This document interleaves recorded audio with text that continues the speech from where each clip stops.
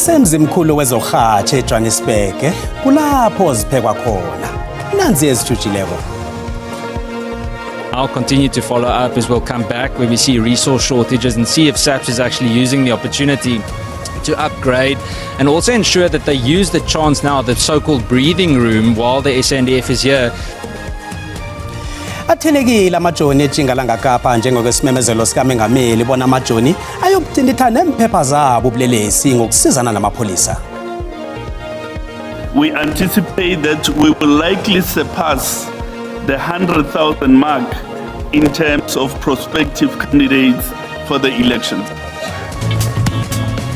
Anukela eduze amakhetho wabohulumende bendawo ngokunjalo nesimemezelo selanga lakhona sisemnyango. A U-turn by a car traveling from Polokwane to Johannesburg is the primary cause of this accident, which led to two light vehicles colliding head-on. Kubhubhe abantu abahlanu nakuchayisana ngobuso izinkolo ezintathu endleleni N1 phakathi kweModimolle neMukgopong eLimpopo. Umtshayeli usola ngokuba buhlenge.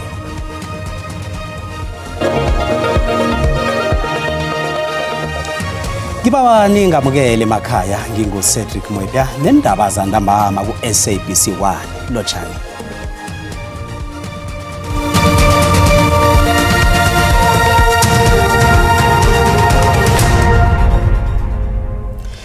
Kubhubhe abantu abahlanu nakuchayisana ngobuso izinkolo ezintathu endleleni N1 phakathi kweModimolle neMukgopong eLimpopo. Abanye abantu ababili abalimele okubabazekako bagijinyiselwe esibhedlela iFH Odendal eMkopane. Umtshayeli wekoloyi osolwa ngokubanga ingozi le ubotshiwe. Ubotshiwe umtshayeli wekoloyi esolwa ngokubanga ingozi ebulela abantu abahlanu eLimpopo. Kusola bona bekasike endleleni ngokungemthetho endleleni N1 phakathi kweModimolle neMukgopong ezinye izinkoloyi ezifaka iveni nazizakuchayisana. Hlangana nabantu ababhubhileko engozini le kubalwa nomntwana. In what is apparently a reckless driving, a U-turn by a car traveling from Polokwane to Johannesburg is the primary cause of this accident, which led to two light vehicles colliding head-on and losing, like you indicated, 5 lives, which unfortunately there's a minor. And on that note, this is a reckless human error committed by a person who, as we speak now, is under arrest by the members of the South African Police Services. They've confirmed. Umtshayeli wekoloyi yomhlobo weSedan ebange ingozi kusola bona bekatshela hamlile. The ones involved in an accident were not at all drunk. The person who allegedly caused this accident was drunk. That hence he is under police guard as we speak of now.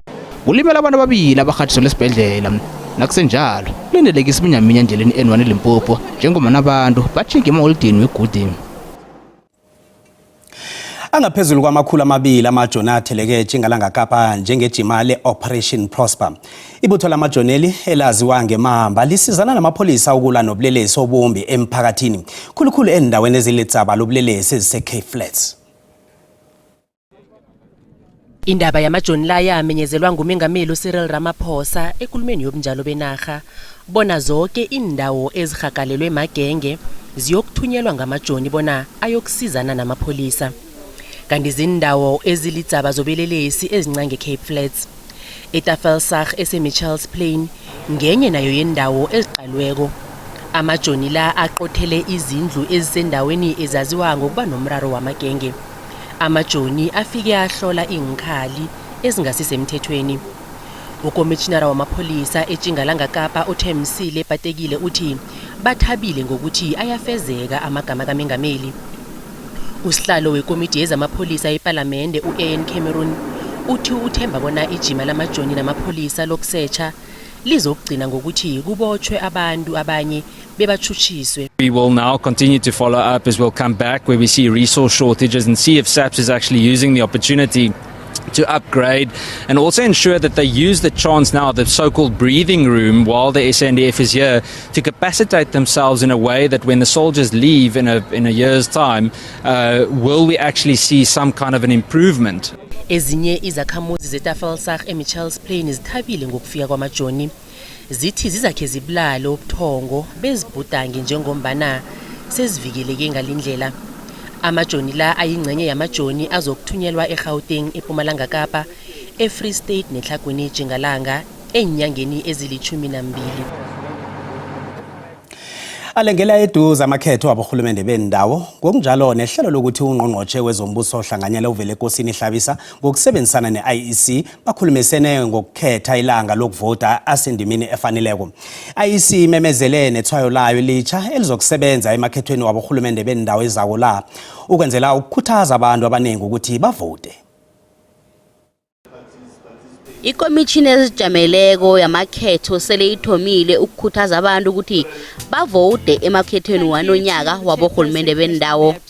Nanyana kunjalo amakhetho la afika ngesikhathi lapha amaSewula Afrika amanengi alahlekelwe khona lithemba lokuvota ngobunengi bawo.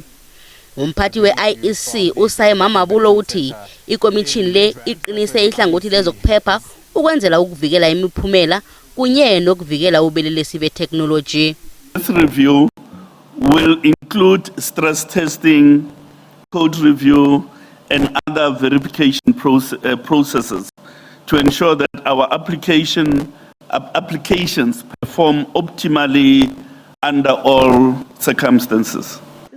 I-IEC ithi boni ngasuthi nonyaka nje kuzokuba nabonkethana abanengi ebazokudlula bonkethane bakhe babakhona emlandweni welizweli wamakhetho waborhulumende bendawo. Usihlalo we-IEC uMusuthu Muyepya ubawe amaSewula Afrika ukuthi azibandakanye ekwakheni idemokhrasi yelizweli nanyana iningi lawo lingakathabi nje ngobujamo bezinto bakhathesi eSewula Afrika pha. Democracy only works when citizens participate. Elections are the most powerful expression of that participation. They are the moments when every citizen, regardless of status or circumstance, is equal. Njengombana ilanga lokuvota lichitela nje i-IEC iragela phambili nokukhuthaza amaSewula Afrika ukuthi avote nangaphandle kwentshijilo ilizwe leliqalene nazo. Nasibuya entolo. Company yami beyenza i-geology consulting ngayidela nayo ngalandela uJesu. Ngathatha isinqumo sokuthi as from today isikhathi sami samaphilisi kuzoba isikhathi sami noNkulunkulu. Endaweni yakwamaphumulo ehlagweni yeTheku KwaZulu-Natal kunesonto ekuthiwa ikhala abafundi amalunga wakhona adele konke komhlaba alandela imfundiso zalo.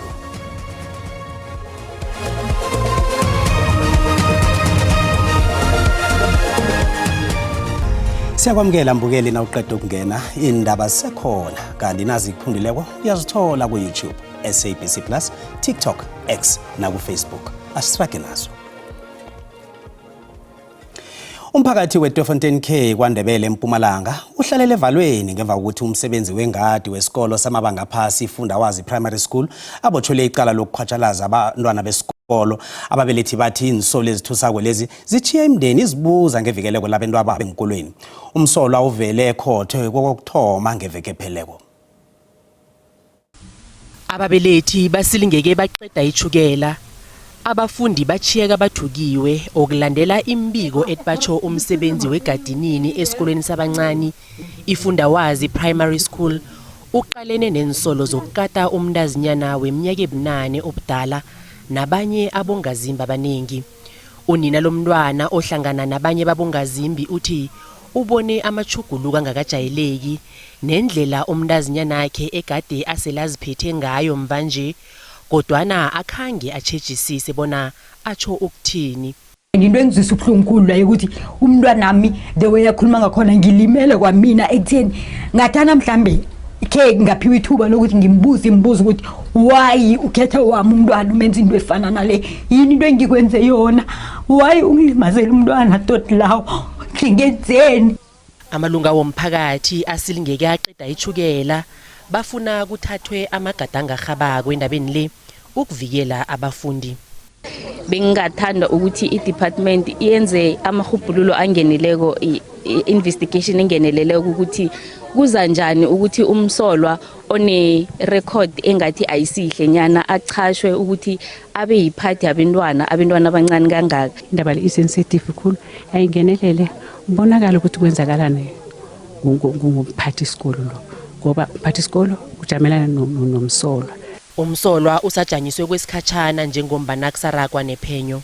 lo msola sizombeka ku-precautionary suspension futhi uzovela ku-disciplinary hearing le izobe ihlelwe i-department uqinisekisa ukuthi kunokulungisa kuleyo ndawo. Ababelethi bakhuthazwa bona batshejisisa abentwa babo nenge kunamachuguluko abangawazwisisiko njengombana angatshengisa amathwayo wesenzo esingakajayeleki.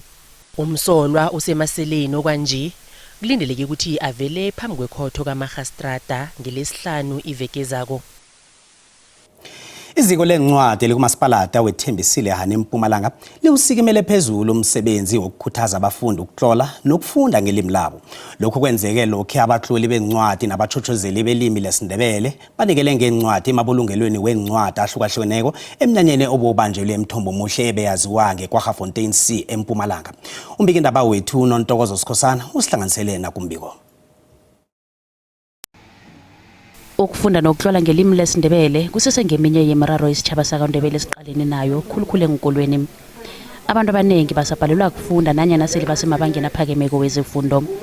Lokhu-ke ngikho kanye kusikimisa abatloli nabachochozeli belimi lesindebele ukuthi bayokunikela ngencwadi emabulungelweni wencwadi kumasipalata wethembisile ukukhuthaza ukusetshenziswa kwamabulungelo wencwadi nokufunda ngelimi lesindebele.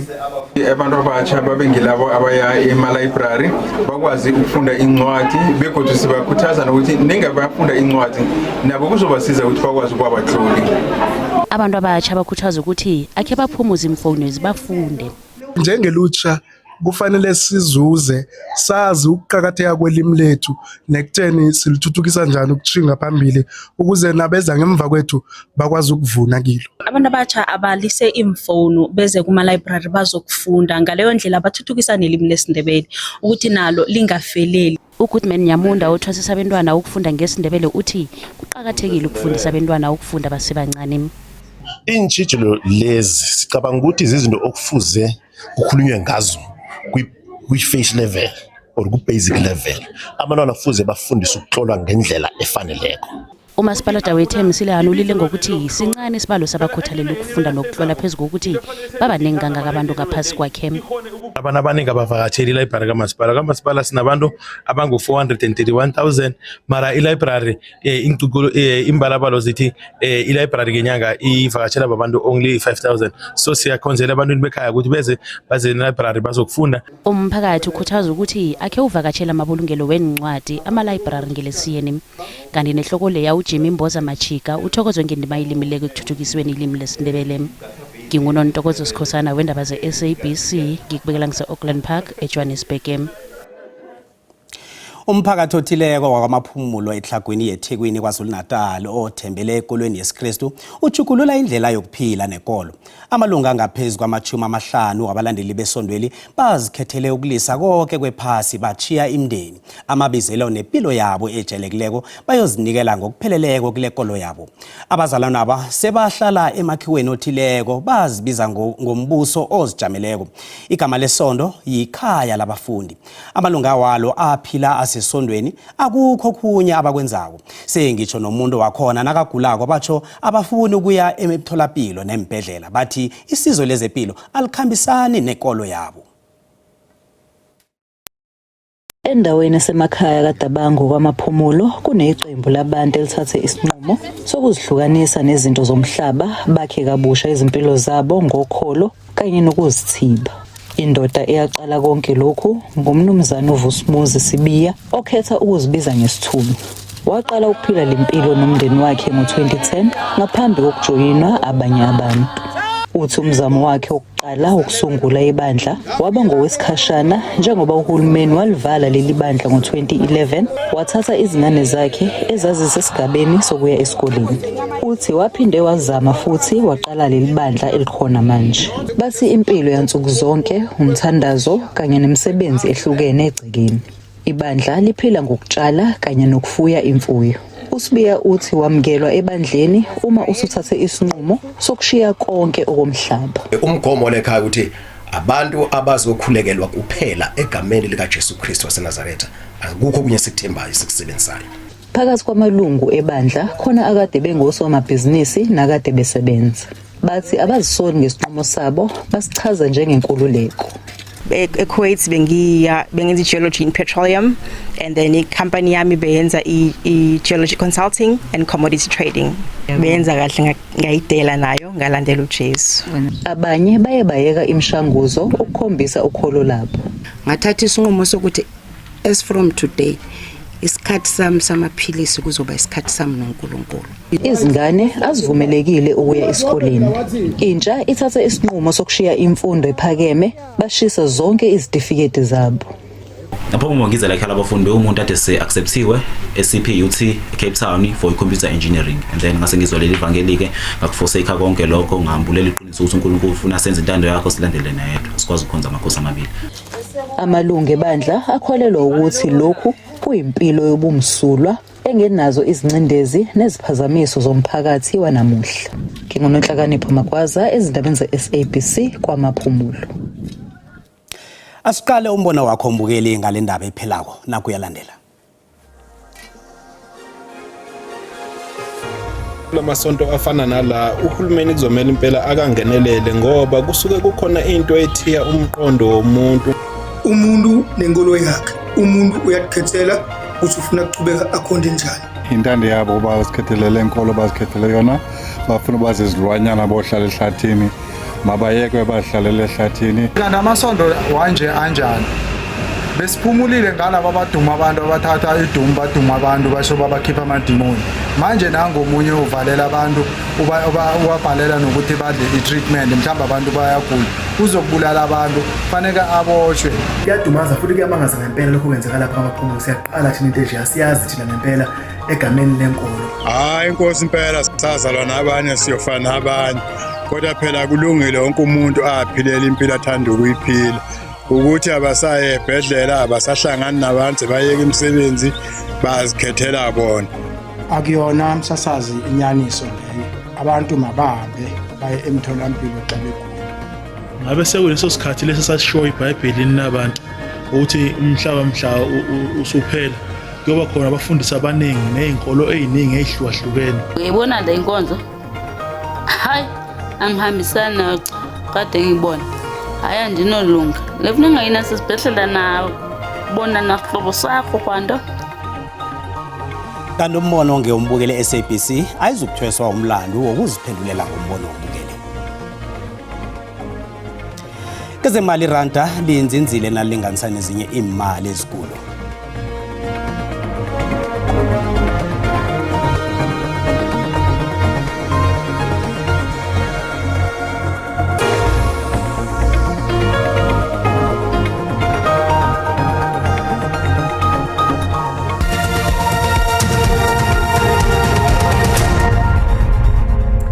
Siloshise ekhaya ngelesithathu sicalele ukuthi bunjani ubujamo bezulu. Sithola lapha ke amathuba nge-30% endaweni zangaleke ngeNorthern Cape nangaleke endaweni kafeaturesana kancancazana nje endaweni zangale ngeJingalanga Kapa. Kanti ke sinasithi siyaqala kusasa sibona lapha ke esifundeni sangaleke ngaKwaZulu Natal amathuba nge-30% nangaleke endaweni zangeNorthern Cape. Kanti ke eGwini eliseJingalanga yenarha yeSouth Africa tuqina nge-60%. Siyakusuduka ukwazi ukuthi uqale amazinga okuchisa sithome esifundeni sangapha ngeGauteng. Kusasa iPitori neBronkhorstspruit ziyachisa ngemva kwamadina nge-30, Johannesburg nge-28. Asiyokuqala ukuthi sinjani isifunda sangale ngeLimpopo. Sibona ke endaweni eziningi isifunda sifuthumele, imgopane liphalale neThaba Zimbi nalapha eBilabila ziyachisa nge-30. Asiyokuqalela esifundeni sangale ngeMpumalanga ukuthi ngakhani khona ke kukhambeka bunjani. Sibona lapha ke isikhukhuza ngiso esichisako, indawo eziningi zifuthumele, iMbombela nge-28 eMalahleni, Sekunda nge-27, Standerton nge-28 nakhona asiye lapha esifundeni sangaKwaZulu Natal. Siyasibona ke ukuthi naso ke sifuthumele endaweni pheze zonke, iRichards Bay nge-28, iDurban nge-26, iLady Smith nge-29, Vryheid noUlundi nge-27. Siya lapha ke esifundeni sangale nge-Eastern Cape sibonakala ke endaweni eziningi kuyachisa khulukhulu lapha eNxuba, Graafrenet nge-36, leyababa iKomani nge-32, East London sisibona ke nge-28. Siyoqalela lapha ke esifundeni sange-Western Cape sibona lapha ke eCape Town lifuthumele kamnandi nge nge-29 ngemva kwamadini. Osoreni yachisa nge-35, iClan William neFredendal nazo nge-35. Siya esifundeni sangaleke endaweni yangale nge-Northern Cape. Sisibona-ke sifunda siyachisa lapha e-Upington nge-34, iCalvinia nge-33, Carnarvon nge-31, iDa nge-30. Sifunda pheze sonke siyachisa, iKuruman nayo iyachisa. Siyoqalela lapha-ke isifunda sangale nge-Freystata. Sisibona-ke sifuthumele endaweni eziningi. Kulapha e-Forest Smith iyachisa-ke khona nge-30, lapha eBothaville nge-31, nasicala eBloemfontein sifuthumele nge-28 ngemva kwamadina. Asiyoqalela isifunda sangale-ke nge-Northwest kokugcina. Sisibona-ke sifunda pheze sonke sifuthumele siya ngokuchisa, iMahike nge-28, Rustenburg nge-31, Klerksdorp sibona lapha-ke sichisa nge-30 degrees Celsius. Asibona negodu ngesikhathi esilandelako. Tido.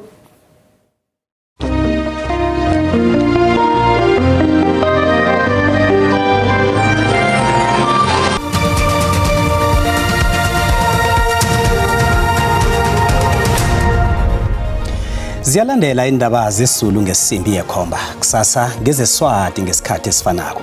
Siba ukuthi niphephe endleleni ngasoke isikhathi singaphatha amabhodlelana enkoleni nasitshayelako. Asibona negodu ngokuzako umusa.